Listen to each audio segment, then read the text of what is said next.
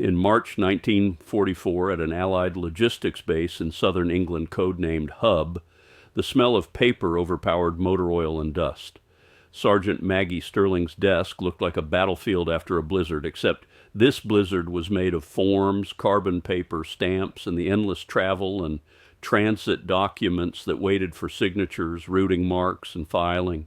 Stacks rose and leaned like sandbags, loose pages slid when someone brushed past, and a tin of paper clips sat open like spilled shrapnel. Under it all lay the constant dry friction of bureaucracy, the scratch of pencils, the clack of a typewriter carriage returning, the soft thump of a stamp hitting ink, then paper. Her world was bounded precisely by the edges of that oak desk, as if the desk were a border crossing and she was the customs officer. Beyond it, the war widened into roads and ports and fields she would never see. But the path into that wider world began here, on paper. The map of the world for her was a massive magnetic status board mounted on the wall, covered with colored thumbtacks and scrawled labels tracking the movement of countless convoys. A red tack meant one kind of urgency, a blue tack another, and labels were rewritten and moved as routes shifted, as priorities changed, as someone somewhere tried to turn chaos into lines and columns.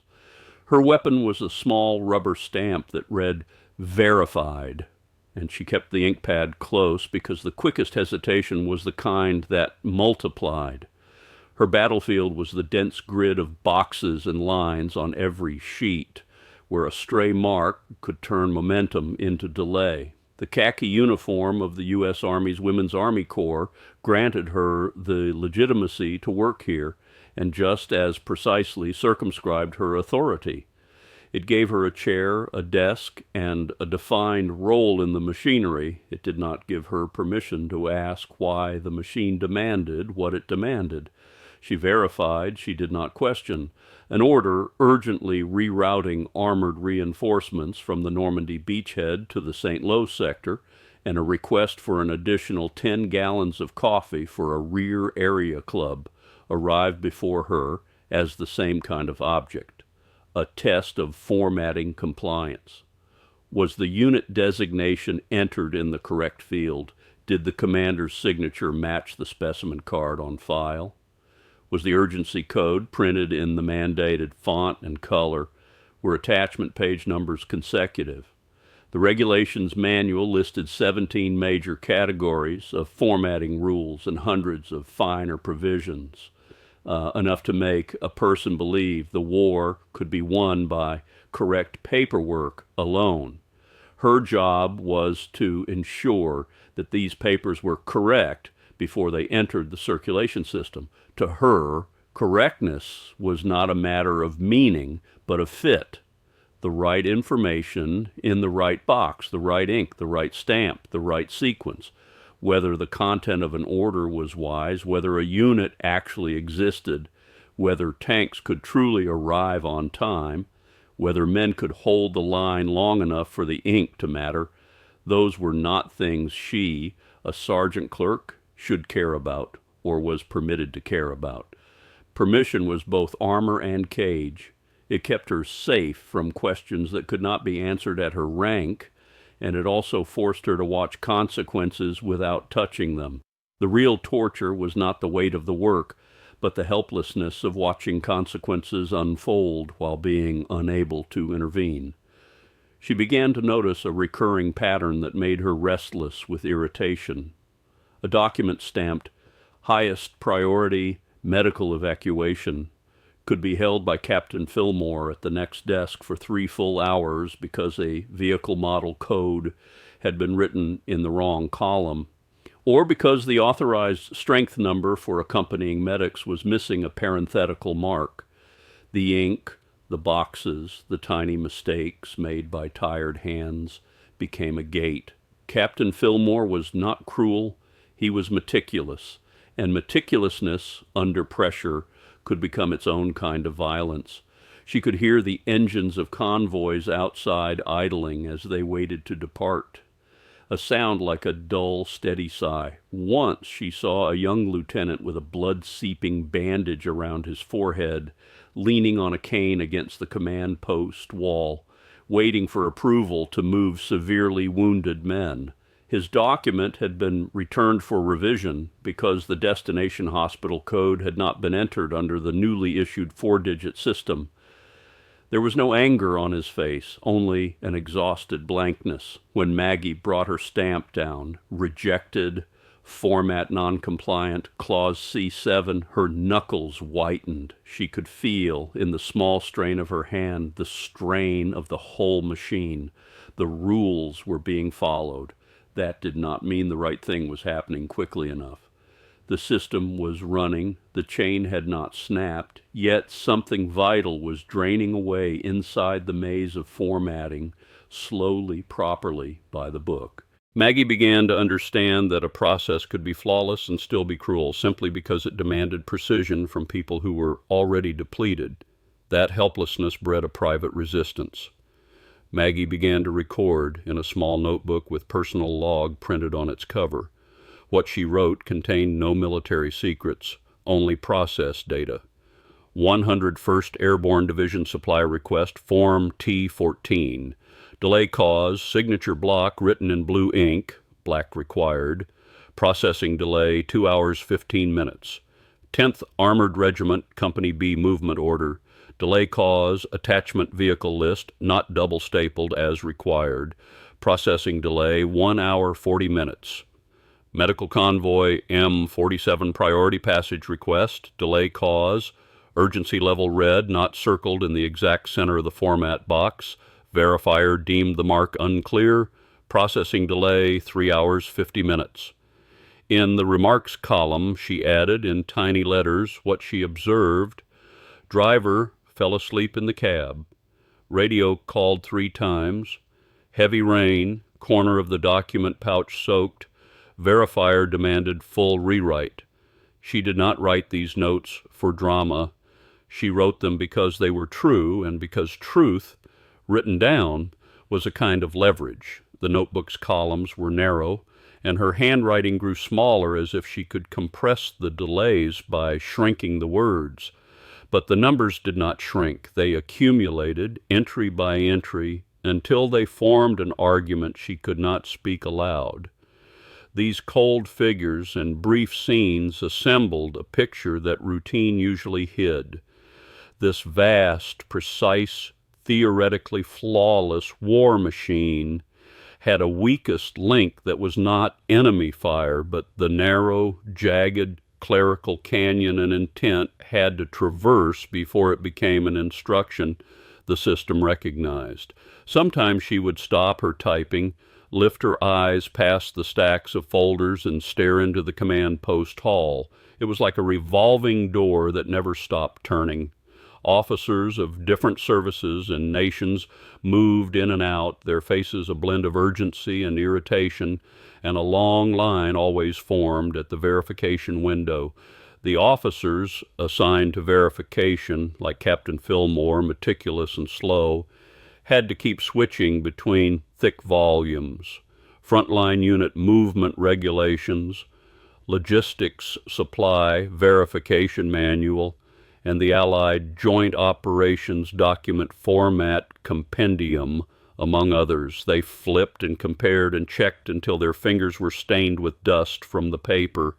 Maggie could see the bloodshot in Fillmore's eyes and sweat on his forehead. She could also see the moment his mind stalled, not from stupidity, but from overload. Absurdity often seized her. Whether an artillery piece reached its position on time might depend less on its mechanical condition than on whether an abbreviation on its paperwork was followed by the correct period. Without meaning to, she began thinking about design. What if the window were structured differently? What if key excerpts were posted where everyone could see them, as clear as a pharmacist's label? What if documents were pre-checked before submission? She imagined a line that moved like a system instead of a fight, imagined rules becoming a tool rather than a trap. These thoughts grew like weeds in the cracks of her rule-bound mind. But she said nothing. She was Sergeant Maggie Sterling. Her job was to verify formats, not redesign the system. Her notebook grew thicker and the numbers more alarming, but it remained private, locked in the bottom of her drawer beside spare stamps, a few postage stamps, and a half-used lipstick.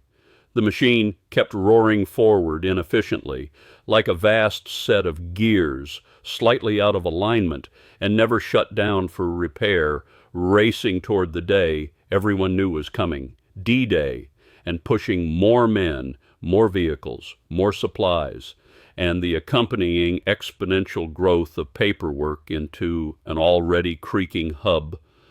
That suppressed intuitive anxiety about efficiency became real in the 7th week after D-Day, in a dramatic, almost violent way. The Normandy beachhead had been secured, but the Allied drive inland spread like an expanding fan, and demand for ammunition, fuel, parts, and replacements surged explosively. Every mile forward multiplied the paperwork behind it.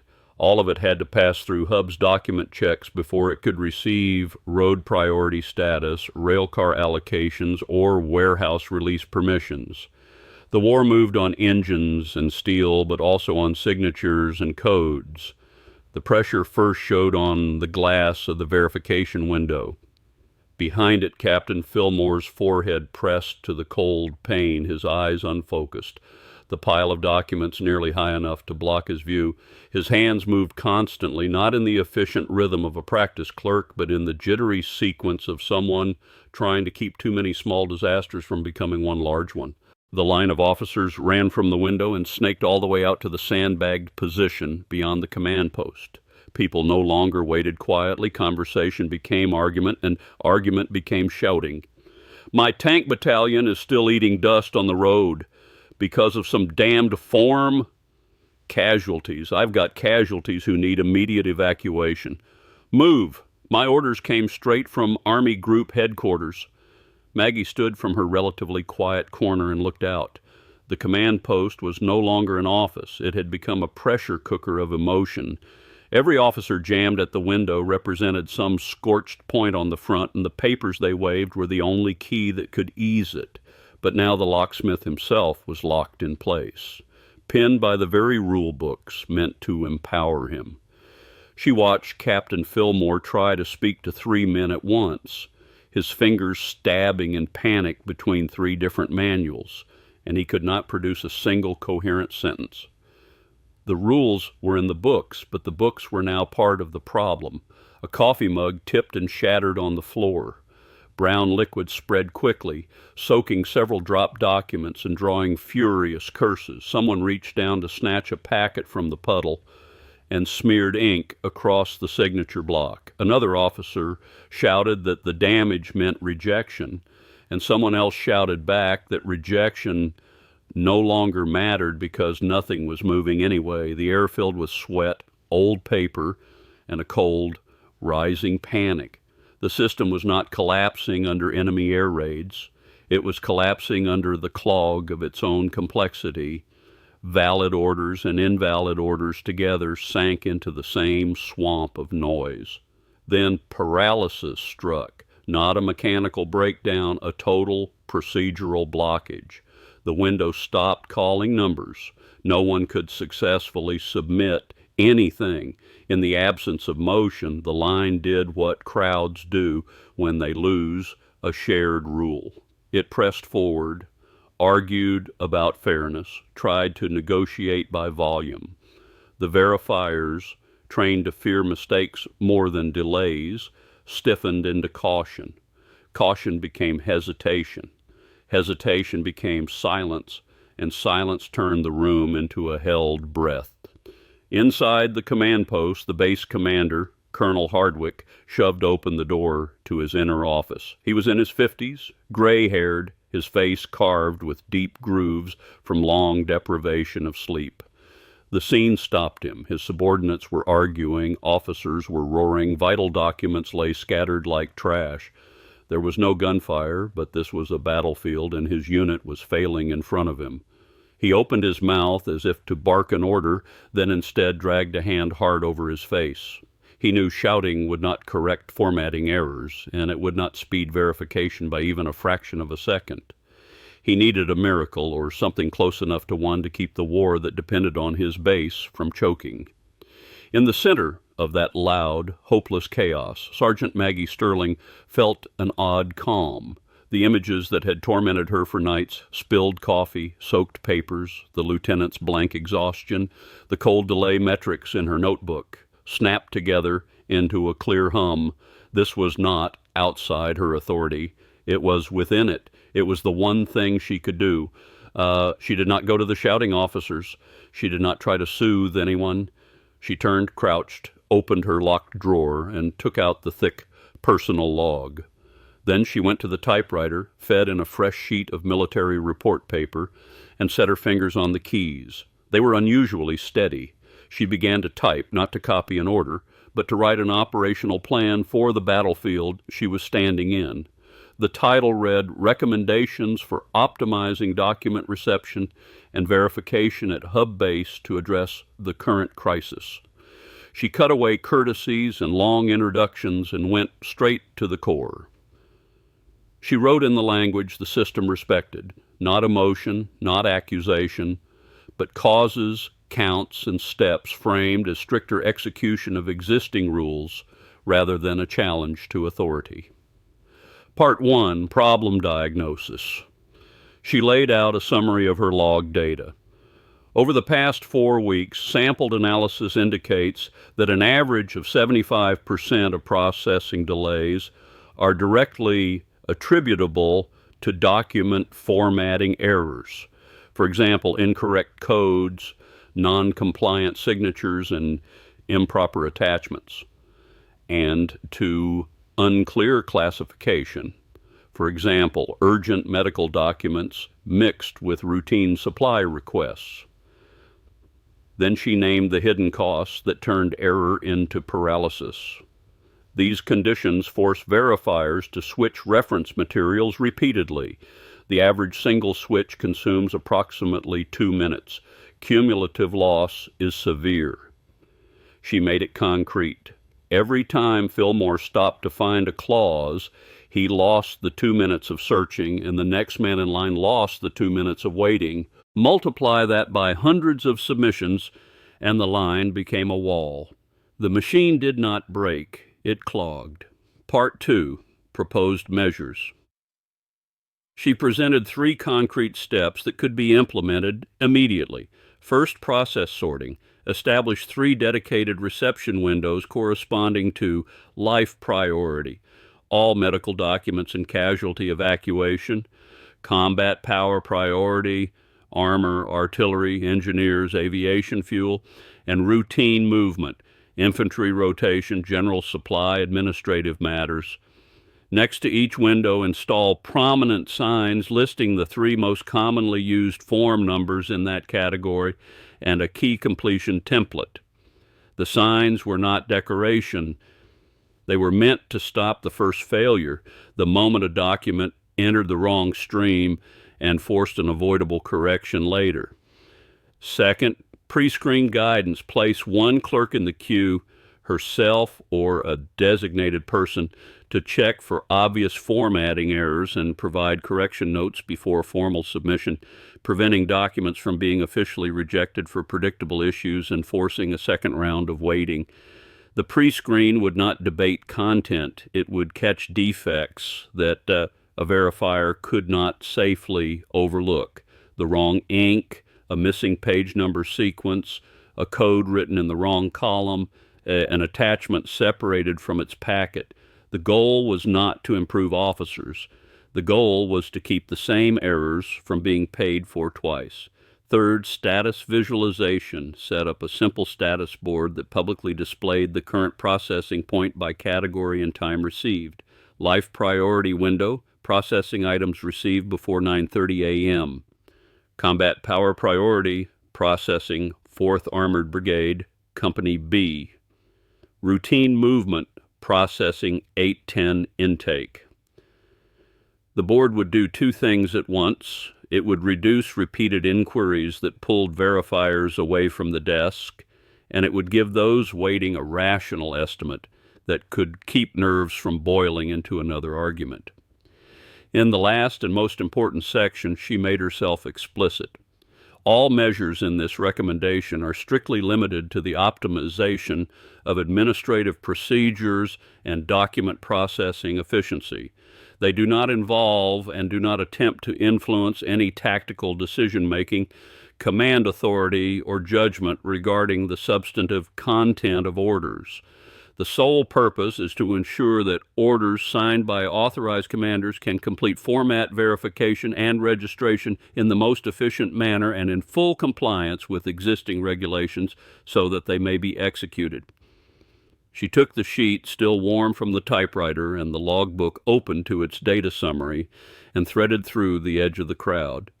She placed them directly on Colonel Hardwick's desk, a surface piled with documents, yet not one of them moving through the system. The colonel looked up. His bloodshot eyes flicked from her face to the report's clear title. Around them the noise seemed to recede. He picked up the report and scanned the numbers, the steps, the blunt clarity. He read for nearly a full minute, then looked at her and spoke in a hoarse voice. "Sergeant Sterling, you guarantee the accuracy of these figures?" "Yes, sir. They come from daily records." "And these measures today, now, can they begin?" "With authorization and 3 clerks assigned to adjust signage and guide cues, the basic setup can be completed within an hour, sir. You understand the risks. If the sorting is wrong, if something is delayed, the categories follow Army Group Priority General Rules, Chapter 3, sir. My proposal only turns abstract guidance into physical separation of windows. The pre-screen checks format only and does not judge content. Final verification authority remains with Captain Fillmore and the other verifying officers. The process is not bypassed, only reorganized." Colonel Hardwick went silent again. He surveyed the boiling futile chaos around him, the officers pressing paper at one another as if paper could absorb their anger. Then he took his pen and signed the bottom of Maggie's report with force, adding, "Approved for immediate trial." He did not say, "I believe you." He said, "I need this window to start moving again, Sergeant. Go make it move." The authorization landed with a simplicity that carried weight. Maggie did not feel joy. She felt responsibility, heavier than before. She drew a deep breath and walked to the clerk's room. She was no longer only the silent recorder. She called out the names of 3 women known for careful work, her tone steady and precise. "Jones, go to the warehouse and draw paint and boards. Make these window signs according to this list. Smith, assemble the most common templates for the 3 categories, enlarge them, and post them to the left of each window. White, with me, we need to redesign the queue area and rope off 3 lanes." Her directions were concrete, actionable, leaving no room for vagueness. She did not say, "We need to reform the system." She said, we need to move that sign 2 feet left so the first person through the door sees it." There was hesitation at first, but when they saw the colonel's signature on the order, the women moved quickly. The smell of paint mixed with old paper. Boards were cut and letters stenciled thick enough to read from the doorway. Rope lines were stretched and tied off. Typewriters clacked as enlarged examples of proper formatting were produced, making rules visible instead of buried in books. A spare table became a correction station stocked with black ink, staples, and scrap paper, a small island where a mistake could be fixed before it became an official rejection. Maggie positioned herself at the head of the line with a red pencil in her hand. She spoke quietly because she knew volume would be mistaken for challenge. She addressed the first major in line, who wore impatience like a mask. "Sir, apologies for the interruption. Is this a medical evacuation request? Let me check your attachment's vehicle number format." "Yes, here. Army Group updated the coding last week. It needs the prefix M-. You can correct it at that table. Once it's fixed, proceed directly to the life priority window. That queue will move much faster." The major blinked, looked down at his papers, muttered something, and turned to make the correction. The change was small. It was also the first push on the first domino. The stalled, chaotic crowd began to loosen. Some people noticed the new signs, hesitated, then moved toward different queues. For the first time, the pressure on Captain Fillmore's window divided and flowed. He no longer had to answer every question at once because the line itself had begun to sort its needs. When the first driver carried a fully compliant document through verification and jogged out of the command post, there was a look of near disbelief on his face, relief that felt too sudden to trust. Maggie had not directed a tank, but she might have just sent its repair parts 3 hours earlier than they would have left. The gears of the process, rusted and stubborn, began to grind in a new arrangement, and the sound was different. The true test had only begun, and it arrived with the first visible movement of the lines. Change did not arrive like thunder. It came more like fog lifting, quiet, gradual, and suddenly everywhere. The noise in the command post did not disappear, but its character shifted from hopeless shouting to conversation with purpose. The 3 queues were still long, but they were moving. More importantly, the people waiting knew why they were waiting and roughly how long it might take. The crude status board, chalked with notes like "Life Priority Window, Processing Items Received Before 9:30, and Combat Power Priority, Processing, 4th Armored Brigade, Company B," became an anchor that steadied drifting anxiety. A man could look at the board and decide whether to argue or to wait. Most of them chose to wait. Maggie no longer needed to stand at the front for pre-screened checks. The 3 women clerks had learned the task. Their eyes sharpened through repetition, able to spot the most common formatting errors instantly, and the errors were so consistent that the work began to feel like a language they could read at a glance. Rejections fell sharply. Captain Fillmore and later 2 additional verification officers could focus on one category at a time, keeping a single core excerpt of regulations at hand instead of flipping between brick-thick manuals. The sound of stamping, thump, thump, thump, became steady again, like a slow but solid heart resuming its beat. The improvement could be measured, but it was first felt in things that could not be quantified. The young lieutenant whose paperwork had once been returned because rain had soaked the corner of his pouch, Maggie later learned his name was Carter, returned to Hub with a follow-on list of medical supplies. This time his formatting was perfect. From pre-screen to verification stamp took less than 20 minutes. As he left the window, he detoured to Maggie's desk. He said nothing. He only nodded once, lightly, then touched his fingers to his temple in an informal salute and walked away quickly. Maggie watched his back, no longer as uneven, no longer dragging, then looked down at the filing labels she was arranging. The rhythm of her typing slowed by a few beats. Outside, convoy engines no longer idled for long stretches. They started and departed, carrying orders that had finally been released into motion. The long line of vehicles choked on the roads outside the base, shortened and dispersed.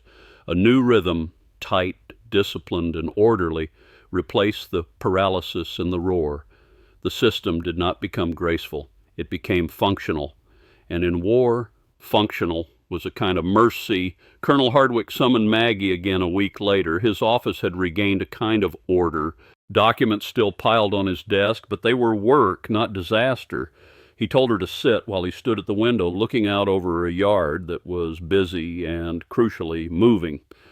"Sergeant Sterling," he began without turning, "Logistics Command sent an inquiry about the abnormal document processing delays we reported earlier." I replied and attached a brief explanation of the method you implemented. He turned back. His face was still stern, but the deep, bogged-down exhaustion had eased. "They want detailed particulars, not as a problem report, but as a potential operating guide." Maggie froze. She had assumed the authorization was a temporary waiver in a moment of crisis, and that once the jam cleared, everything would revert. Hardwick pointed to a bound packet on his desk, an expanded version of her original report with richer data and more detailed notes. "Write it all down," he said. "The sorting rules, the pre-screen checklist, the status board procedures, everything, clear and detailed like the regulations manual itself. Do not put anything personal in it, just write. Under specific pressure conditions, this unit adopted the following standardized sorting and pre-check procedures to improve format verification efficiency." That meant her emergency patch was being considered for inclusion in the maintenance handbook of the larger machine. She felt a faint shiver, not fear, but a dizzy sense of responsibility.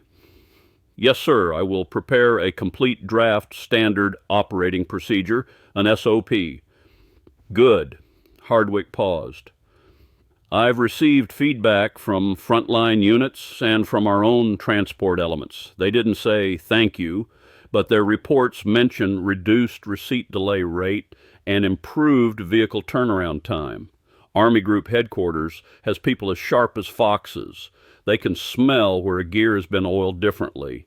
He looked directly at her, his eyes complex. Assessment, recognition, and relief. "Sergeant Sterling, you reinvented our office. You did not move a single truck, and you did not touch a single bolt. But you bought us time. In war, time is not money. Time is blood, territory, and victory." It was not praise so much as a statement of fact. Maggie sat straight and answered softly, "I only verified the format, sir, and made verification itself more efficient." Hardwick's expression shifted into something close to a smile, faint and brief. "Yes, only." "Headquarters likes what sits behind that word." He returned to his chair. "Bring the SOP to me when it's ready. Also, starting next week, your routine verification workload will be cut in half. Logistics Command has formed a temporary unit called the Document Process Optimization and Standardization Liaison Team. They want to see whether other hubs of similar scale can adopt your sorting and parallel processing method. They need someone who understands the practical details. You've been nominated. It was not a promotion. Her rank remained sergeant. It was an appointment, an expertise-based role rather than command authority. It fit her identity precisely, a specialist who understood the clerical system down to its seams. But the influence it carried would extend beyond the walls of Hub.